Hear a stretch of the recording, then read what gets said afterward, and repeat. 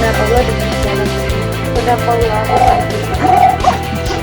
Semoga benar Allah rindu segala firman-Nya. Semoga yang mendengarkan mendapat rahmat dan limpahan pahala dari Allah Subhanahu wa taala. Acara selanjutnya adalah kata sambutan. Ayo, udah aja. Assalamualaikum warahmatullahi wabarakatuh. Waalaikumsalam. Waalaikumsalam. Ya, yang saya hormati dari yang luar biasa. Ada Pak Saharudin sama ada Pak Khoirudin ya. Alhamdulillah hari ini kita bisa berkumpul bersama. Salawat serta salam mari kita sampaikan ke junjungan kita Nabi besar Muhammad sallallahu alaihi wasallam. Allahumma sholli ala sayyidina Muhammad wa ala ali sayyidina Muhammad. Baik, terima kasih semuanya teman-teman atas kehadirannya. Para tutor, spesial buat Mbak Rianti sama Mbak Rani yang sudah mengorganize acara ini beserta Mbak Minarsi ya dan teman-teman lainnya. Nah, hari ini kita akan belajar langsung dengan ahlinya tentang anti radikalisme yang merupakan salah satu item terbaru dari indikator di TKP, tes karakteristik pribadi. Jadi mohon dengan sangat teman-teman dari semua bidang pelajaran untuk saling mengisi ilmunya hari ini kita dari pemateri dan ini bisa jadi bekal untuk klien-klien kita. Ini untuk persingkat waktu karena pemateri kita sudah hadir, jadi kita langsung aja sambut kepada Bapak Syahrudin. Dipersilakan membacakan materi. Alhamdulillah kita ucapkan puji syukur atas kehadirat Tuhan Yang Maha Kuasa. Selamat malam, salam sejahtera, Om Swastiastu, Namo Buddhaya, salam kebajikan. Karena apa? Yang mau kita share adalah terkait dengan radikalisme kultur atau menilai, maka dari semua agama kemudian ditutup dengan salam kebajikan. Tak lupa kita ucapkan puji syukur atas kehadirat Tuhan Yang Maha Kuasa bahwa pada malam hari ini kita dapat bersilaturahmi. Mudah-mudahan apa yang saya sampaikan dan kita diskusikan dalam waktu 1 jam ini semoga ini memberi manfaat untuk ilmu pengetahuan kita bersama dalam hal kita mengukur salah satu kompetensi yang jadi tolak ukur pengukuran kompetensi pada Permen-Pan 38, yaitu di dalamnya ada perekat bangsa. Bagaimana yang bersangkutan dalam hal sosial kultur atau perekat bangsa. Ini banyak aspek yang harus menjadi data pendukung kita. Kementerian Agama ada 2 hal yang dicermati dalam melihat sosial kultur, yaitu tadi bagaimana yang bersangkutan adalah berprestasi mengharumkan nama Kementerian Agama, kemudian bagaimana yang bersangkutan menjaga perilaku kerjanya dalam hal harmonis beragaman. Nah, tadi saya sampaikan bahwa dalam mengukur kompetensi sosial kultur perekat bangsa ada 2 hal yang menjadi alat. Jadi semata-mata wawancara itu juga tidak akan mampu menggali, tetapi kita harus didukung oleh data-data akurat yang merupakan data-data riwayat hidup yang kita ukur atau asesi. Kemudian yang kedua, saya menambahkan dengan penilaian 360 derajat, yaitu dengan memberikan instrumen kepada atasan langsungnya, kemudian kepada teman-teman kerjanya, dan kepada bawahannya.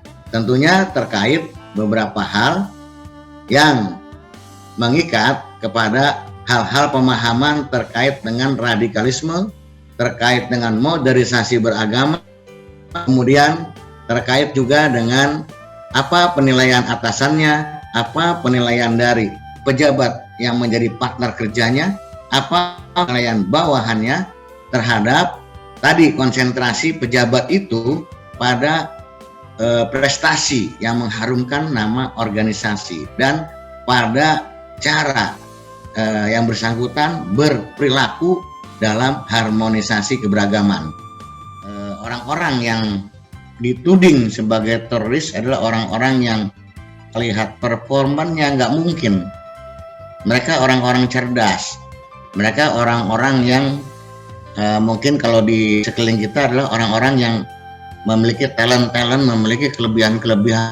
Nah, di sini ada pertanyaan, ada apa ini? Kemudian juga ada kesalahpahaman terkait dengan cara pandang perjuangan Islam, di mana apa-apa jihad.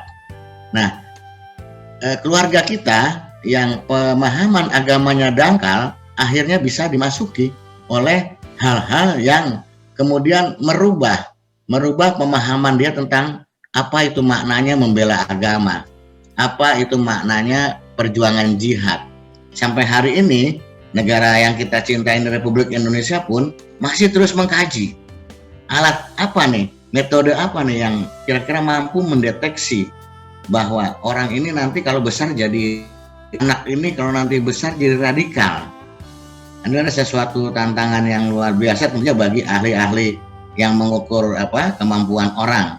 Alat ukur yang digunakan oleh Kementerian Agama dalam hal menggali kompetensi sosial kultur atau perangkat bangsa, di mana yang kita gunakan adalah yang pertama portofolio.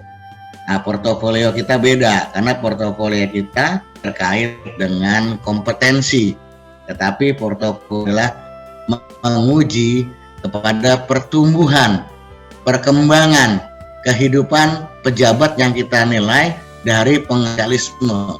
Bagaimana dia sekolah pada waktu taman kanak-kanak, di mana alamatnya. Kemudian pada waktu dia di rumah, dia misalnya mengikuti pengajian apa guru ngajinya, mengajinya jam berapa lama dia mengaji di situ.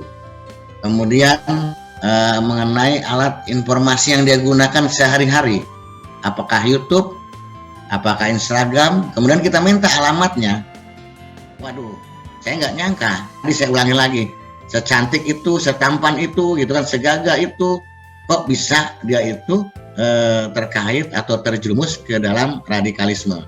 Nah, ada yang pernah dengar Karang Taruna Unit? Kalau alat-alat ini masih ada saat ini, nah itu akan sangat berpengaruh terhadap pribadi anak bangsa dalam hal menangkal radikalisme. Kenapa? Karena akan tumbuh nasionalisme.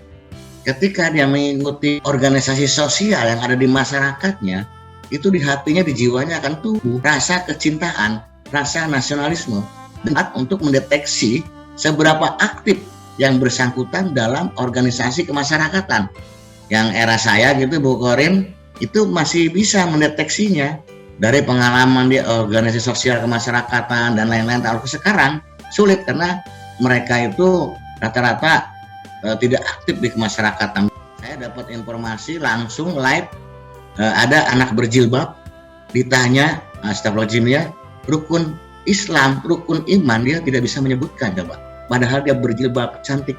Ini sebuah tantangan yang luar biasa. Nah, anak-anak yang seperti ini, Bu Korin, itu akan lebih mudah dipengaruhi oleh hal-hal yang negatif tentang persepsi yang namanya radikalisme, persepsi tentang sebuah perjuangan yang namanya jihad, persepsi tentang pola-pola agama yang benar menjadi pola-pola agama yang dianggap benar, padahal itulah pola-pola atau metode keagamaan yang salah atau kurang tepat.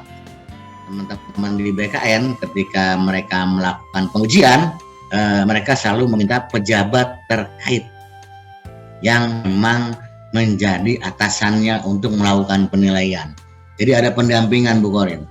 Selain para psikolog atau tenaga ahli dari Bu Korin melakukan penilaian yang namanya perangkat bab, di dalamnya ada radikalisme, maka di situ selalu menyertakan pejabat terkait. Karena dia yang tahu, dia yang memang langsung mengamati perilaku dari atau orang yang kita nilai. Di sini kan sekarang itu kan berkembang bahwasanya ada organisasi Papua Merdeka. Nah, di sini kan banyak anggapan bahwasanya organisasi ini merupakan organisasi yang berbentuk radikal separatis, kayak gitu, nah Pak. Nah, sebagai bagian dari bangsa, ya, jadi kita kan berbeda tempat. Jadi kalau misalnya di Papua kan di sini lagi pemberontakan. Nah, kita kalau misalnya bagian dari negara ini, apa yang dapat kita lakukan sebagai bagian dari negara supaya orang-orang atau bangsa atau masyarakat di Indonesia tentunya tidak terjebak dalam radikal gitu Pak. Jadi baik itu radikal secara separatis atau radikal yang berbentuk dari media massa yang ajakan-ajakan seperti itu Pak. Jadi terima kasih banyak Pak. Mohon untuk dijawab diskusi kita Pak. Terima kasih Bapak. Baik, ini pertanyaan yang luar biasa ya. Papua. Papua ini apa ya? Kesayangan ya. Termasuk saking sayangnya dilepas ya. Aceh juga kesayangan. Kalau kita membina keluarga, kalau kita terlalu sayangnya jangan sampai salah nih. Contoh, karena saking sayangnya dia minta pisau, kita kasih itu pisau, padahal pisau itu membahayakan. Paham ya maknanya ya. Demikian pula dengan Papua dan lainnya. Jadi tidak hanya Papua, banyak sebetulnya di Maluku juga itu tumbuh, di mana-mana tumbuh, tapi yang paling ekstrim memang di Papua. Dan Papua ini diberikan perhatian yang berbeda. Justru ini baik. Kenapa? Karena dulu sering tertinggal. Nah, untuk mencegah radikalisme dan semua apapun yang negatif, ini yang pertama adalah kita butuh payung hukum. Jadi regulasi yang kuat yang mengatur ini. Maka payung hukum yang ada ini harus betul-betul penerapannya adalah kepada semua diberlakukan sama. Apakah itu di Sumatera, apakah itu daerah istimewa, apakah itu daerah provinsi biasa, dan kemudian harus ada komitmen.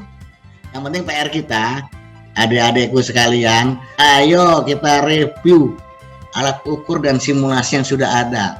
Kita sesuaikan dengan kondisi saat ini. Supaya apa? Menjamin keraguan bahwa kita melakukan penilaian, pengamatan, pengukuran itu betul-betul akuntabel, bisa dipertanggungjawabkan di dunia dan di akhirat. Nah, itu yang berat tuh Bu Korin.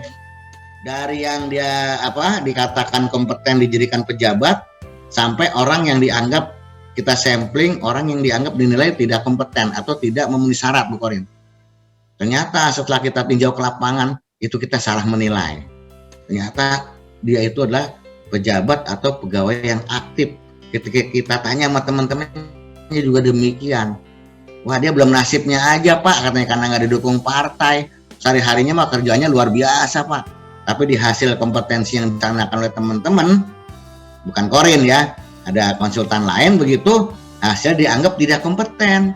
Tapi ada yang dianggap kompeten, setelah saya teliti ternyata dia integritasnya rendah.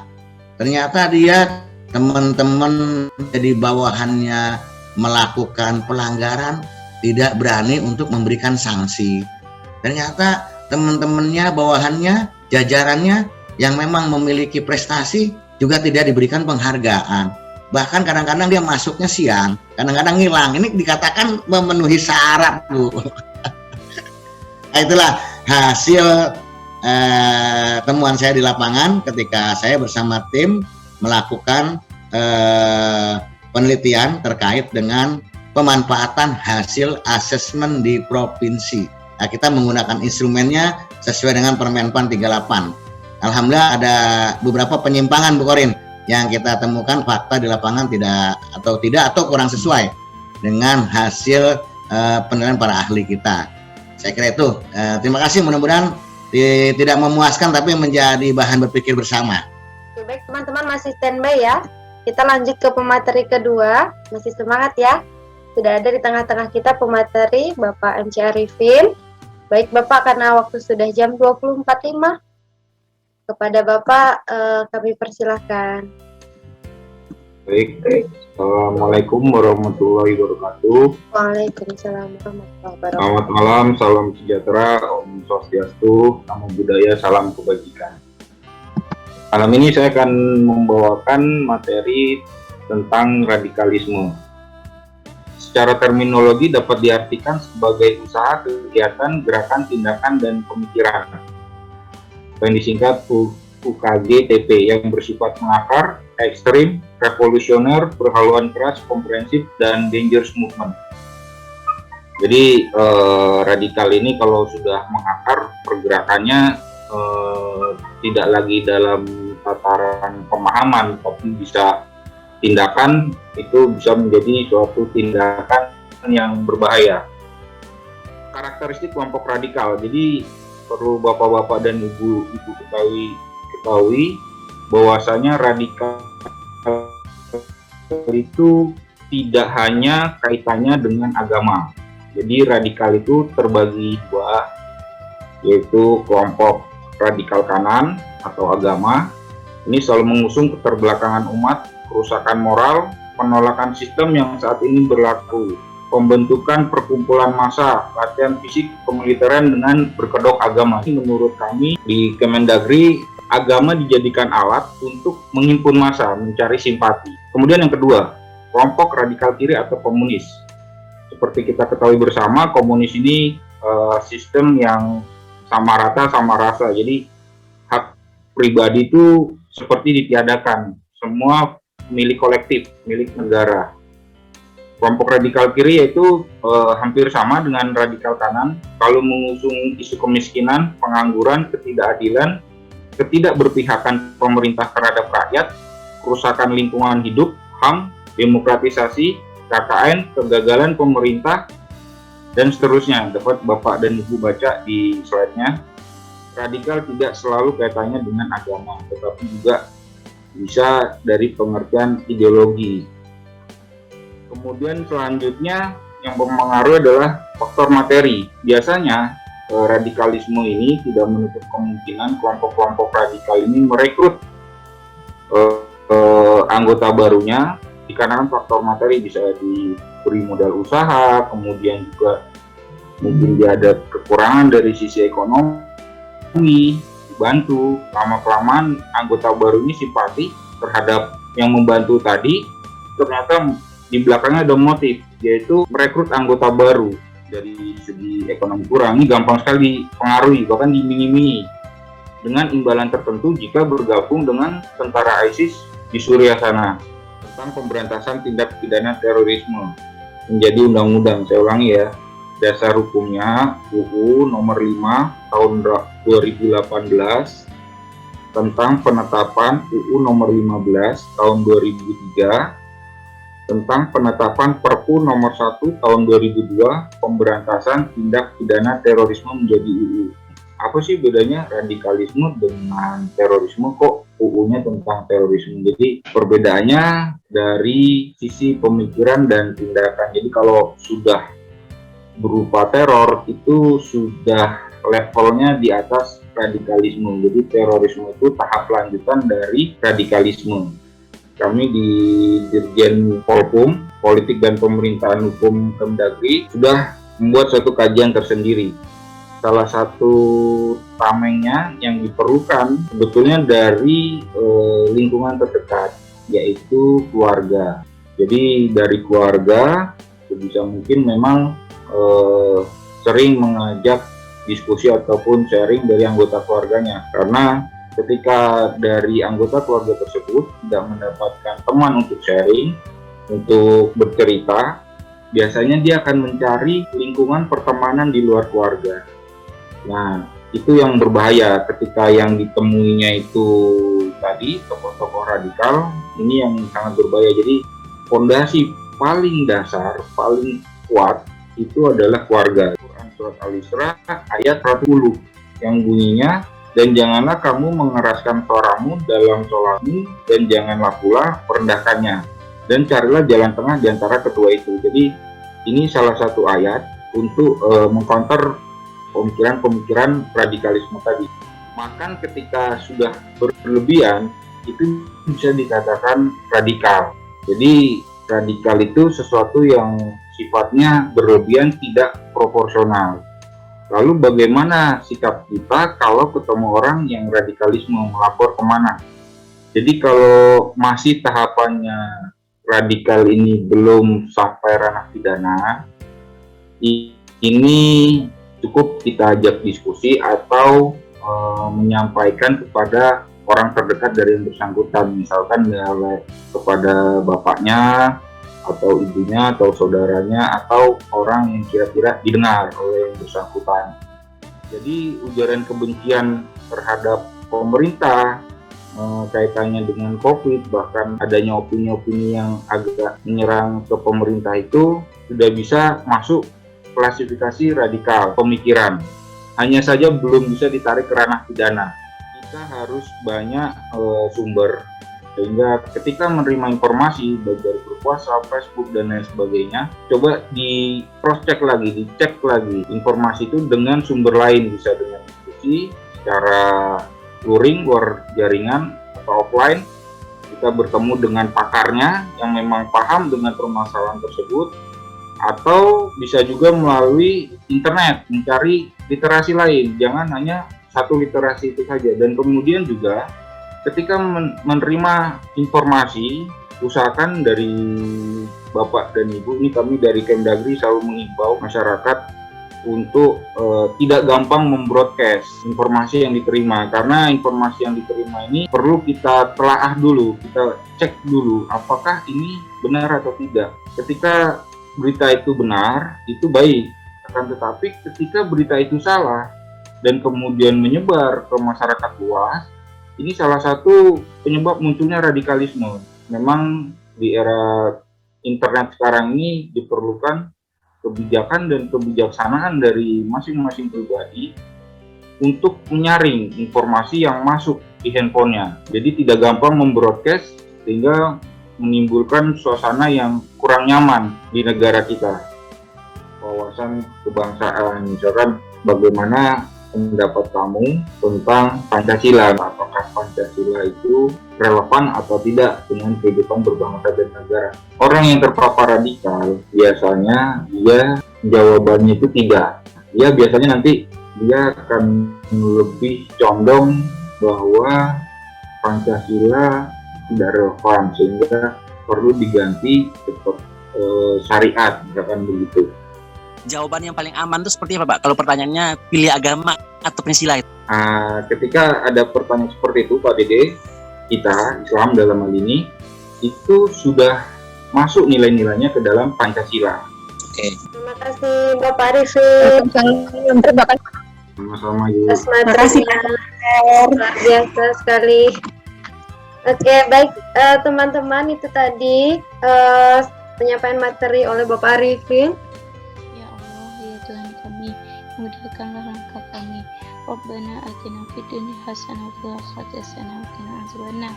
Subhana rabbika rabbil izzati amma yasifun. Wassalamun ala mursalin walhamdulillahi rabbil alamin. Ya Rabbal alamin. Terima kasih Kak Naili.